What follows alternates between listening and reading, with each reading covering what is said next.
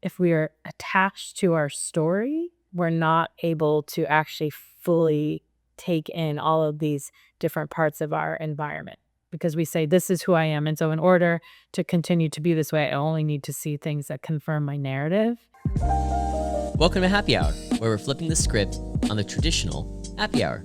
Instead of winding down with the drink, we're here to talk about what actually makes us happy and learn from society's healers, therapists, coaches, elders, spiritual leaders, and everyone in between. Join us as we dive into stories, insights, and tools that help us grow, heal, and support one another. Whether you're a seeker or a seer, this is for you.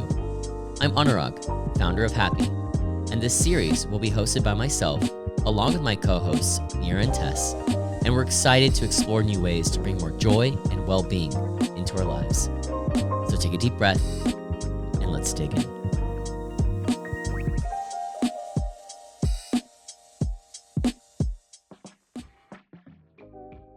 Hi there, Anurag, founder, CEO of HPY. I'm so excited to introduce Kate Roohan, who is the founder of Thrive and Feel Psychology in Pasadena, California. We have one of the most interesting conversations, really ranging about what is it like to be a highly sensitive person in the world, and how does one navigate the world, and how does one create a space where they feel comfortable in who they are in an increasingly less sensitive world. So I'm super excited to introduce Mary. Here's the show. Hi. It is so awesome to see you. That a long day of sections, but thank you for being here and super excited to chat with you. So, welcome to Happy Hour, where we talk about real stuff in real life, and we talk about your practice and what's happening in the world of community and mental health and all the topics. And I'm super excited to chat with you today because I'm a big fan of DBT. And it sounds like not only are you a practitioner of it, you have a thesis in it, and there's so many things. So before you started, maybe give an introduction to yourself. Sure. So my name is Kate Roohan. I'm a psychologist and drama therapist, and I have a private practice in Pasadena, California. Amazing. Yeah. And how long have you been in practice? I've been in the field for about 10 years, but I opened my private practice about 2 years ago. Okay. So that how's it going?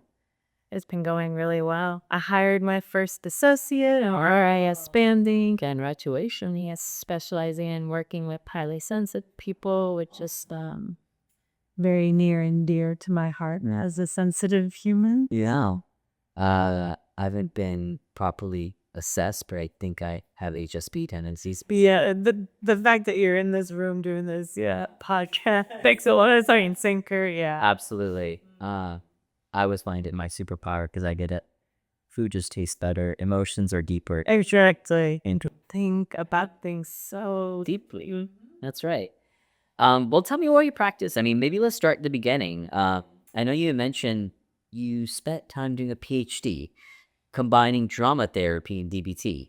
So let's start there. And I'd love to hear kind of what led to your thought, what led to this thesis, kind of what was it about?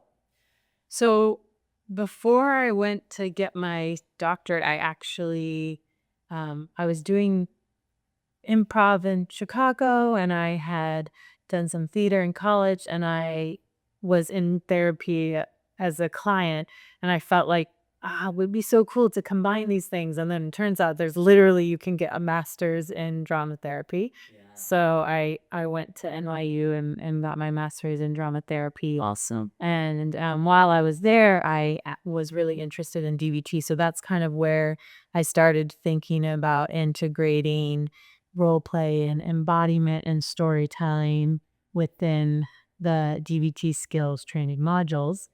And then I went back to school to get my doctorate when I moved back to California, which is where I'm from. Yeah. And that's when I kind of kept expanding on this, what I call action-based DBT. Also, for those listening, do you mind just getting a brief overview of DBT? Yeah, so DBT stands for dialectical behavior therapy. It's a modality that's considered a third wave psychotherapy and was started by Marshall Linehan to support people in regulating their emotions and improving their relationships. Awesome. And from what I understand, there's like 4 key modules to DBT, correct? Yeah, so the 4 modules are mindfulness, emotion regulation, distress, tolerance, and oh my goodness, interpersonal awareness, grounded. Yes. Totally. And how would you set it apart from like traditional therapeutic techniques? Like CBT, I know is pretty common. It's used in a lot of products and apps. People heard of it. Yeah. What makes DBT distinct and different? So with CBT, the premise is my thoughts and feelings and behaviors are all connected. So if I change my thoughts or I change how I behave, I can change how I feel.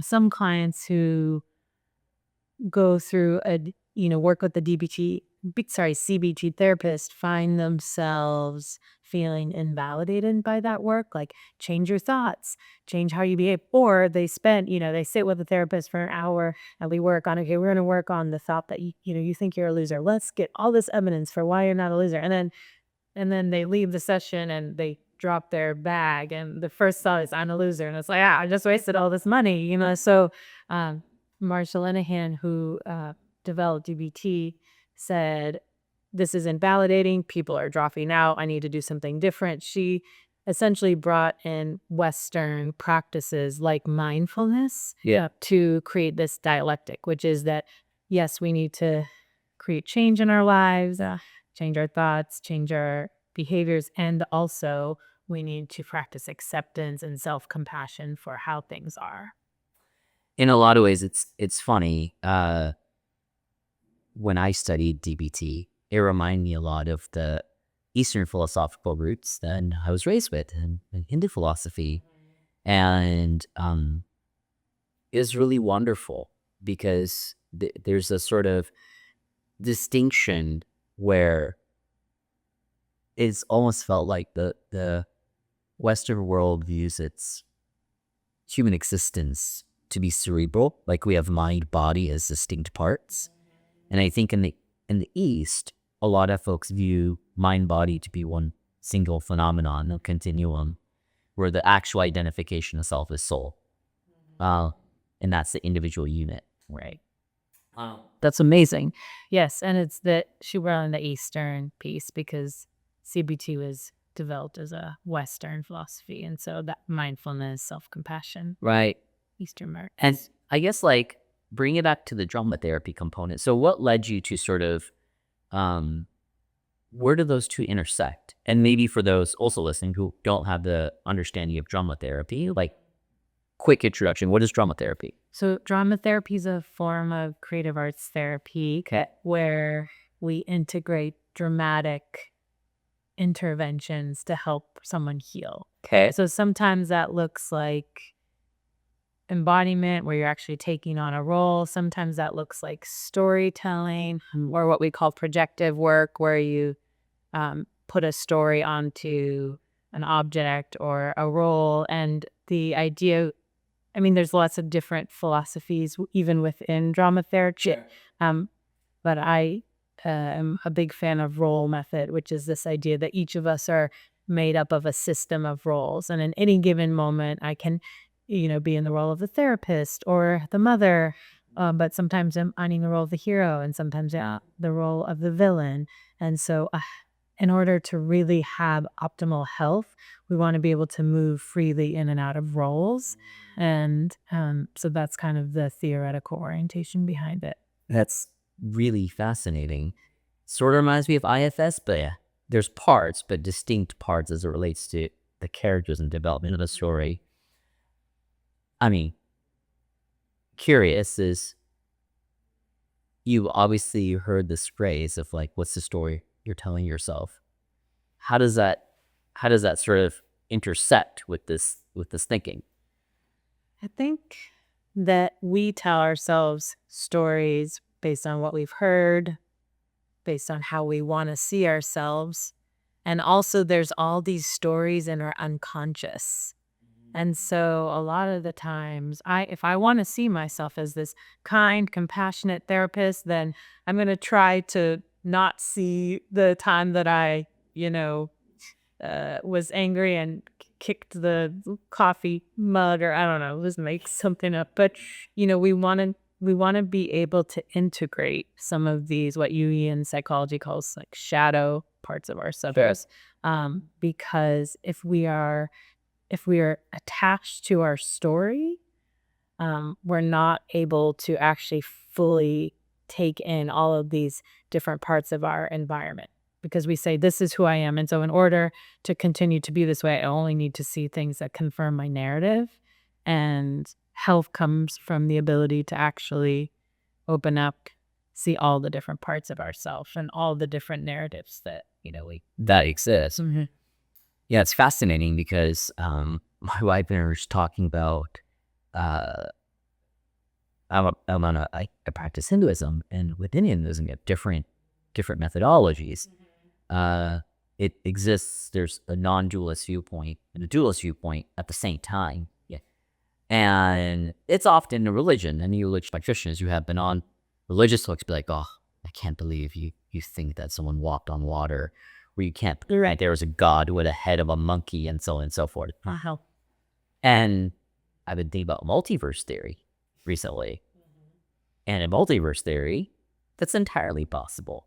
And it sounds maybe similar to your viewpoint of entertaining all the possibilities.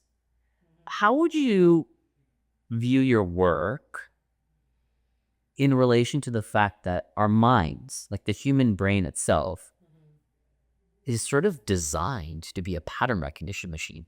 Like the fact that we snap to a narrative is actually simply our brains trying to use less calories to piece together the set of information presented to us. I mean, I think it's actually where a lot of our suffering comes from. Because if you think about it, humans from an evolutionary perspective were designed to move toward pleasure and away from pain. And so we, if there's a bear, I'm going to run away. If I see my lover, I'm going to move towards them. And then over time, we started adding language. And within that language, all of these stories. And as humans, we kind of applied that same rule. Like, let me move away from the painful stuff and towards the pleasurable stuff. And when we do that with all of our language, that's when we get into this space of experiential avoidance, trying to avoid any uncomfortable thoughts, feelings, physical sensations. So when we're hearing a story that we don't like, I'm the kind of person that, doesn't take care of others. We do whatever we can to avoid that, right? So maybe that means I'm going to start drinking, or that means I'm going to start overworking or shouting or whatever it may be. And that way we kind of allow our stories or our minds chatter to dictate our behaviors. And so I think it's really, really important to kind of hold our stories lightly. Like, it's a story. There's that story again that I always mess things up, or there's that, that same story that I hear over and over. Yeah, if we enact an acceptance and commitment therapy, we call it fusion. Like, if we fuse to our story, we end up actually usually experiencing a lot of suffering. It's interesting because especially in like a world of social media, right? And the current world of politics and the global human experience, it's all narrative development. And I'm curious, what are your thoughts, like as a clinician who's sort of looking at what's happening in the world where entire identities, entire senses of selves are built around the feedback mechanism, which story, which version is resonating the most, which leads to inauthenticity. And I'm curious, like how in your practice, how are you seeing that? What are like the top 3 challenges and patterns that you see in sort of narrative development as people experience their own narratives? In relationship to stories and global context, people are coming in so overwhelmed by these stories because it's not just that I'm reading the story about this painful experience going on somewhere. I'm seeing the images, I'm hearing the voice. And so nervous systems are so overwhelmed. And so I'm actually seeing a lot of people coming in like completely, whether it's in this place, they're kind of in a chaotic, like, zip, or they're kind of shut down and more of a hypoarousal state. And so the way that I've been responding to that is, it's okay for us to take a little bit of a breather from some of these stories, and there's going to be time to come back, and there's always going to be more events or more things that you can read about in the news. Yeah. So I would say from a global perspective, that's what I see. I think from a kind of individual client, the way that like an individual client tends to relate to their story is oftentimes they come in and they say, "This is my story. This is like, yeah, what you should know about me. These are the hard things, these." And I actually don't have my clients tell me their stories in the first session. So I'll send an intake form so I can get a general idea. Um, but I don't always think it's helpful for people to keep verbally processing a story that may or may not be serving them. And so usually we start in the present moment, think about maybe start with a DBT skill or some sort of acceptance and commitment therapy concept of what have you been avoiding in your life. And over the course of therapy, stories come through, or if we're doing EMDR, we'll hear a little bit about the story in the reprocessing. But in general, people want to come in and tell their story, right? We all want to be seen and heard. Yeah. And it's important to be seen and heard, of course.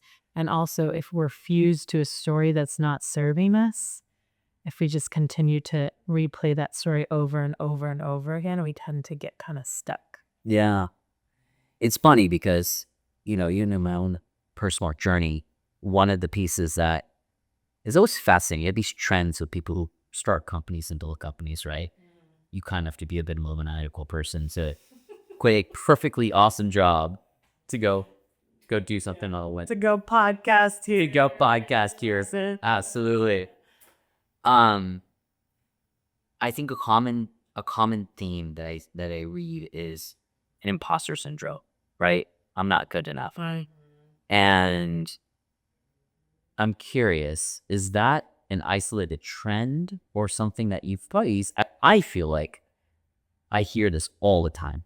And it's interesting. There's certain triggers and stimulus. Like for me, it's LinkedIn, right? It's the other founders or the other CEOs who post, hustle culture, being like, yeah, you have to work X amount of hours a week.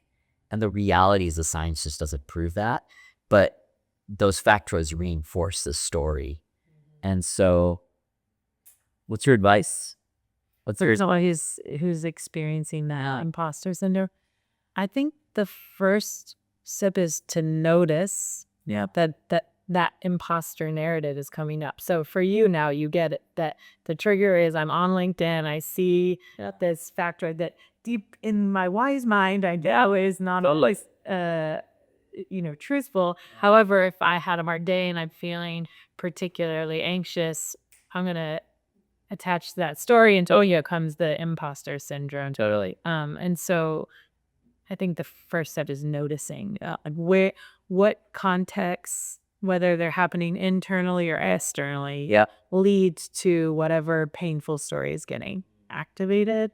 And then I usually would probably address that from an acceptance and commitment therapy perspective. How can I diffuse from the story? How can I help remind myself that it's a story? Totally. Like I'm having the thought that I'm not working hard enough. Yeah. And then from maybe a DBT perspective, we can say, all right, what emotion regulation scale are we going to use in that moment when you're feeling really anxious because that narrative has gotten activated? From a drama therapy perspective, It's thinking about what's the role? Like, what role do you feel like you want to be in that you're not? Is it the CEO, the masterful CEO, and what's getting in the way of you being in that role? And usually in that process, you realize, oh wait, I don't want to be in that role so much. Like I'm going to be a. This was literally my own therapy session today. Fascinating. Yeah. So to like, if you embody that, right? If we're in a session and I actually have you play out the maniacal CEO, Totally. probably the next CEO, I actually don't really want to be that guy. Totally. I still totally love my wife. I want to continue being married to her. And I want to know my daughters and all that kind of stuff. Yes, it's fascinating because I think as I've been experiencing and talking to a lot of clinicians, one of the things that I'm curious is a lot of DBT. When someone just done DBT, I practice DBT skills daily. A lot of it comes down to the work. Like, skills don't just happen. It's not like the Matrix where you plug in a wire into your head. Like, I know how to be mindful now. It doesn't work that way. He's so cool. Talk about a like. This is what mindfulness feels like. Maybe Neuralink, that's like the positive version of Neuralink. Maybe. But like, what is, in your world, what is the role of skills? And I find that like there's this element of people just it seems like the whole world's distracted. And what do you think for people who are listening? Mindfulness is good for you. Yoga is good for you. All these things are good for you. Relationships are important. What is stopping people? And what's your like practical advice as a therapist to just building new habits and doing the work? I think it's experiential avoidance. I think we avoid feeling uncomfortable. And it's uncomfortable to stop, scrolling or whatever mind-numbing reality show I'm watching. Pause that. As the rail. I've already watched reality too. Really? Yeah, I like to watch a lot of more like dramas. I'm watching White Lotus. Oh. So, but I feel like a lot of people watch reality. Back in the day, Laguna Beach, the picker. That's the pick up throwback. Yeah. But I think that can feel easy and that can feel comfortable. Yeah. And in order to practice the skill, in order to practice mindfulness, I have to get uncomfortable. Totally. And if I don't have a reason, if I don't have in my mind, I'm going to make myself uncomfortable because I value X, Y, and Z, or this is the kind of life I live, it's really, really hard to make that choice, to be willing to sit with the discomfort. Is that a carrier stick in your experience when someone comes to you on your couch or in your session? What do you find is it takes a certain catalyst energy to get yourself to therapy? Right. What is that usually the motivating factor to get to the point of like, oh, hey, I'm ready to do the work? Could be a traumatic event. It could be a rock bottom. It could be that someone in your life is saying you need to get into therapy. It could be a hospitalization. For the early part of my career, I worked primarily with people with schizophrenia and bipolar disorder, and a lot of times there was a hospitalization, and now I need to step down to a lower level of care. And then sometimes I think people feel, feeling stuck, and then they come across the right moment where they see the therapist that resonates with them. I see something on social media, and it can just be serendipitous. But yeah, I feel like there's a lot of, I came here because, and you hear a different story or different narrative every time. For sure. Kind of switching gears is like, I find we're on the cusp of this interesting moment. Speaking of kind of social media and narrative development, I think there's probably some things that we could have done better as a society. Just a few. Yeah, maybe regulating that might have, like we did nukes, was probably would probably been a good idea. Okay, great. Now we're on the cusp of this AI revolution where fundamentally on the one hand, there's opportunity. Humans are getting access to information even faster than before and highly personalized. A Google search goes to a very specific query that's relevant and delivered to you right exactly in moment. But that can also lead to a set of reliance and a lack of self-awareness intellectually. So as a clinician who's kind of looking out forward into the future and in the world, what do you view in like 15 to 20 years? Like, what's your wish list of what mental health looks like in 15 to 20 years? I think first and foremost that it's accessible. Yeah. Uh, And what's that mean? that people who want to work with a therapist are able to work with a therapist. There's a therapist available within their price range, and in a location that they can get to. Um, and I think that, some pieces of the therapeutic process, like the DBT skills, I think those can be taught. Yeah. In some ways that he should be more, maybe you integrate AI or other processes that can help us learn those skills. Yeah. This other piece of therapy, though, about the human connection, I don't think can be replaced by AI. And I really hope that as we move more and more towards this world that's dictated by technology, Yeah. that people can still have access to that human connection. No, absolutely. And I think, here at HBY, that's core of our mission, right? We think that human connection is vital to human existence and in some ways a birthright. We are wired to be social beings, and technology should play an assistive role, freeing up capacity, creating access, streamlining the process, helping people leverage, 1 hour of therapy into 84 hours of life, getting more out of that. That's interesting. And in your practice particular, do you serve a particular demographic group? Is it like you're in LA? Is it tend to be a lot of actors and actresses? I do have a couple actors and actresses. I tend to work with sensitive people. Yeah, you mentioned. Who have big feelings or who identify as HSPs. I think that's that combination of let's tap into what the feelings are in your body, the drama therapy, or let's learn some emotion regulation or distress tolerance skills through DBT, or let's do some EMDR and process what kind of events have led to this belief about yourself. Like, I'm an imposter that gets me really emotional. Yeah. I love my HSPs. What do you think when it comes to the HSP landscape?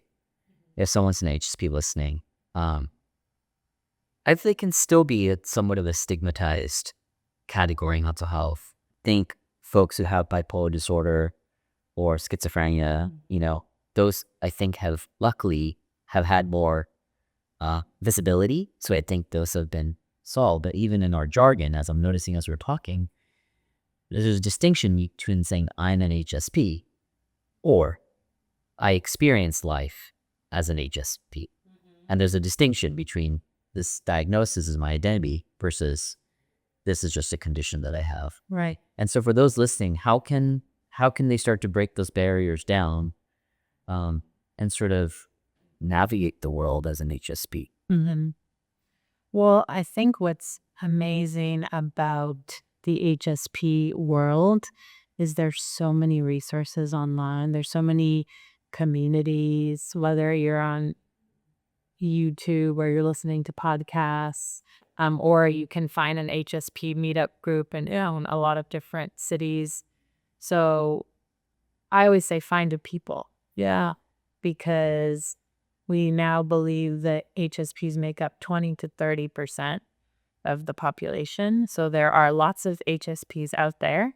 And the way that sensitivity can manifest may look different from person to person. Some sensitive people, when they were younger, they felt so intensely that now their experiences, they're kind of moving through life a little bit feeling a little bit numb or repressed because they put so much energy into trying not to feel their feelings because they were told when they were younger, don't feel those feelings. Different. You shouldn't be so. Don't worry about that. Don't be so sad. Other HSPs you might see as the person that's very emotional. Oh, they feel out there. That's my crying friend. What I'm ready. So regardless of how that sensitivity manifests, it's in my experience, all HSPs understand the piece underneath, which is like the deep thinking and the can feeling overwhelmed in certain environments, and probably experiencing some invalidation over the course of their life. So yeah, find your HSPs and they'll learn some skills. Yeah. I'm curious, like one of the things we often talk about is just a lot of the things that we reach as human beings, there's probably some evolutionary biology. I'm curious, as part of your PhD work and your work in general, research work, continued work, how do you think this, that 20 to 30% of the population is sensitive, yet we live in a culture that sort of diminishes the role of sensitivity? Flipping the script, in what instances is sensitivity, when we view HSP through the lens of not a clinical diagnosis, but actually from a neurodiversity lens, where is it advantageous? Being sensitive? Yeah. Oh, everywhere. Okay. I mean, the part of you that thinks about creating an app to support therapists is the sensitive part of you, or the part of me that wants to go to work and listen to someone's story and support them is the sensitive part of me. I always like to say that even though we can develop this contentious relationship with our sensitivity, if you actually take a step back, you'll realize that your sensitivity is actually probably what people love most about you. Yeah. Whether it's because you're a good friend or parent, or because you're creative, or because you're that friend that can just ponder for hours over, a cup of coffee. Sure. So I think the strengths of sensitivity are, our world would be so different if everyone was sensitive. Totally. Maybe we have it wrong. Maybe the non-HSP should actually be more sensitive. Yeah, that would be great. It's funny because I think in a lot of Eastern philosophy, and this is where I'd love to come back to DBT a little bit, is one of the aspects of our product development that we think a lot about is how much of the psychology that is practiced and talked about today is Western in nature, and how much of the philosophy that people apply in other cultures, right? It's say India or China, billions of people. The concentration of therapists is far too few to serve the entire society. Right. So there's other structures, cultural developments, and other social structures that is developed. There's a park nearby my house, and I see a group of folks every so often practice Tai Chi.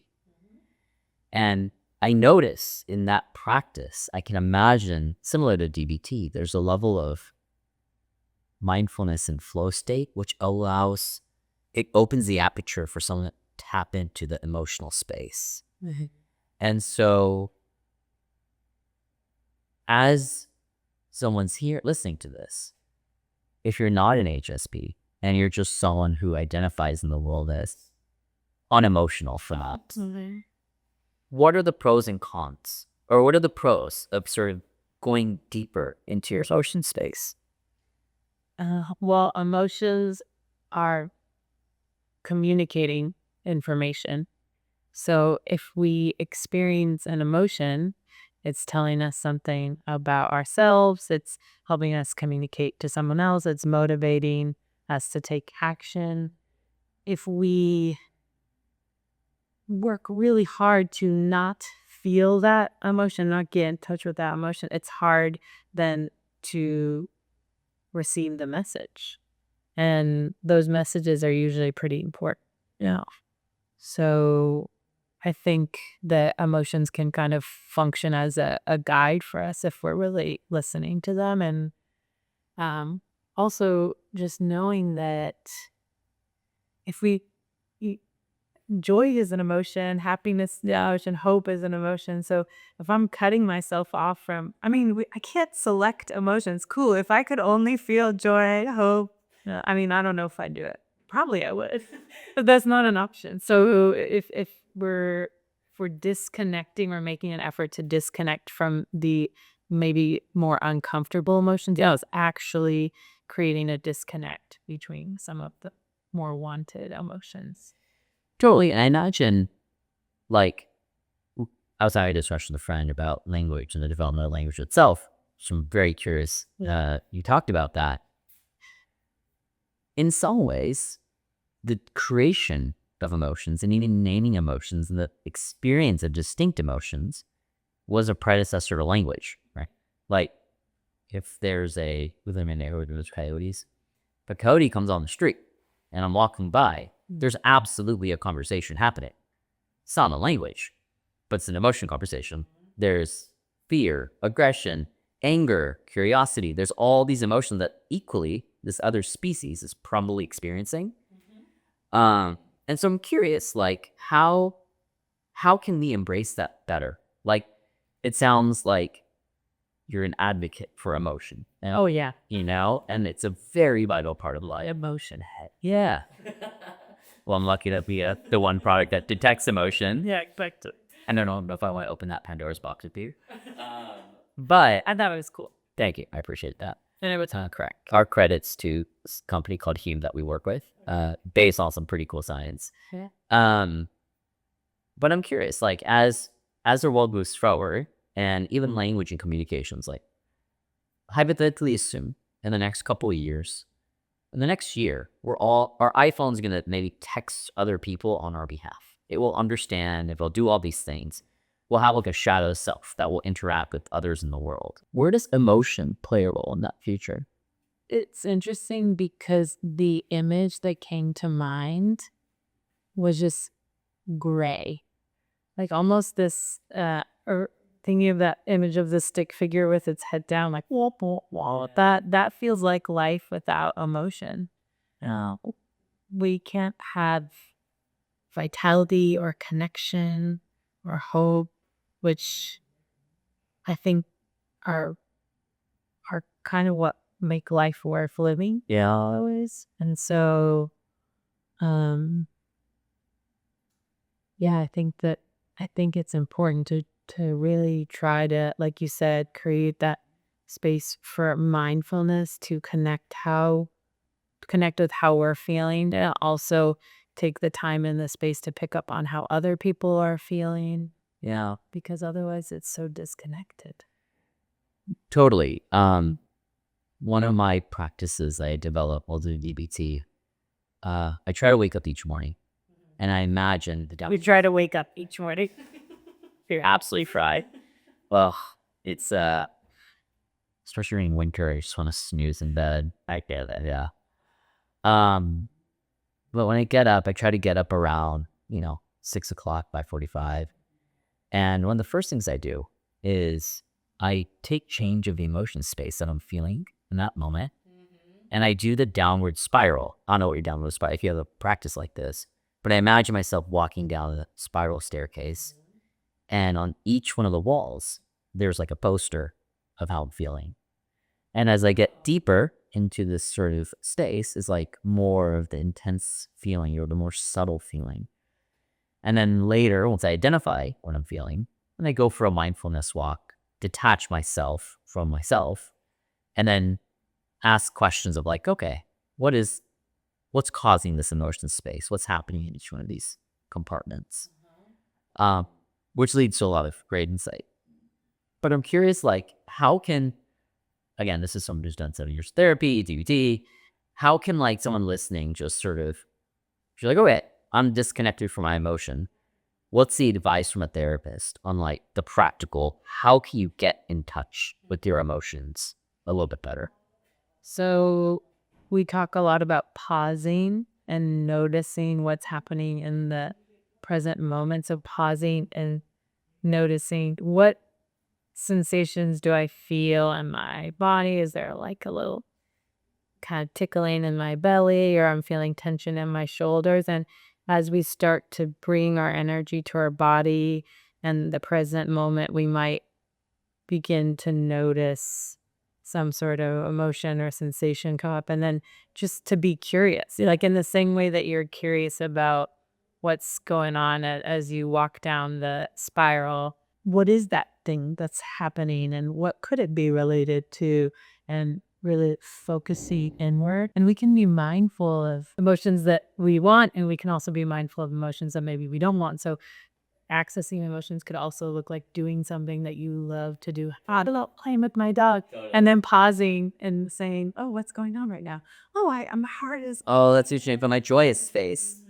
It doesn't always have to be paying attention to the yucky stuff. It can also be paying attention to the enjoyable stuff. Oh, that's really beautiful. There's one of my favorite authors is a guy named Dr. Kettner. He runs the Berkeley Center for Social Good, and he has a book called Awe. So digging into the emotion of awe as like this fundamental experience, serotogenic sort of foundation of all spiritual experience, all connective experience. It's all the experience that you experience in nature. It's awe, and it sort of connects you to this oneness, and it's the bridge to that. It's an interesting thought. I know when it comes to DBT, we talked about how that's just something that should be part of everyday life. And I'm curious, if you were to critique the world, social commentary, why do you think DBT skills and mindfulness and interpersonal effectiveness, emotion regulation, why are these not more commonplace in our world today? I think it comes back to accessibility. Many people are not aware of these skills. And then also not wanting to be uncomfortable.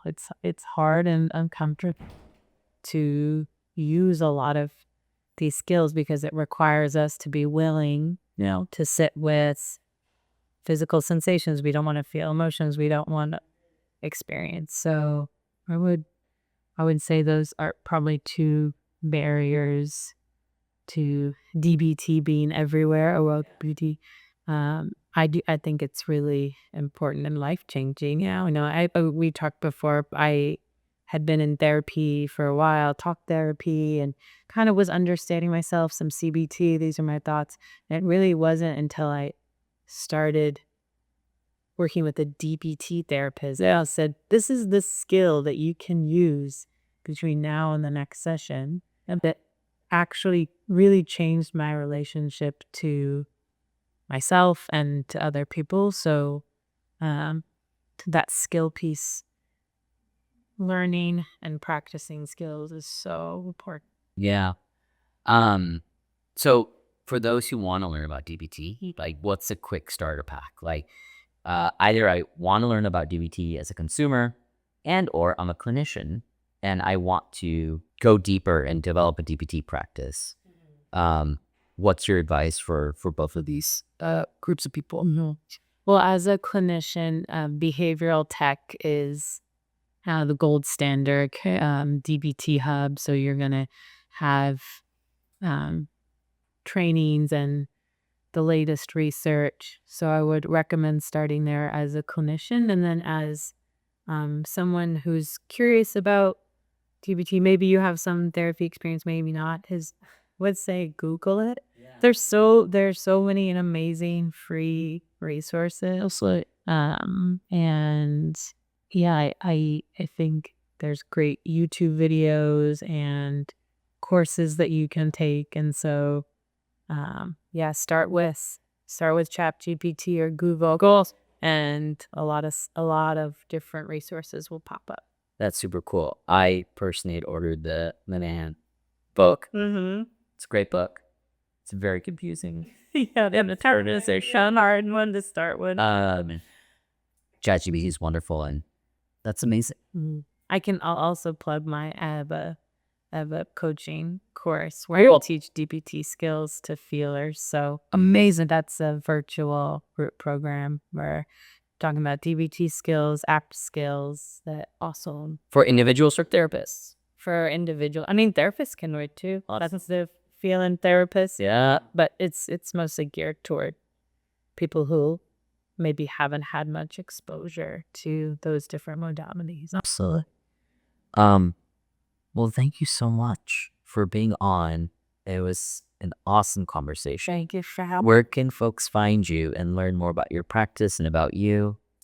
Yeah, if you go to drmarykate.com, we'll find some stuff there related to feelers, and also on Instagram at a.drmk. Cool. So yeah, you can find me there. All right. Well, thank you so much. Thank you. Yeah. That's a wrap. Thank you so much for joining us for Happy Hour. We hope you walked away having learned something and feeling a little less alone in the journey. If you liked what you heard, it would mean so much to us if you subscribe. You can be notified every time we have a new episode. To learn more about what we are doing at HPY, go to thinkhpy.com. Until next time, we hope you feel heard. Take care.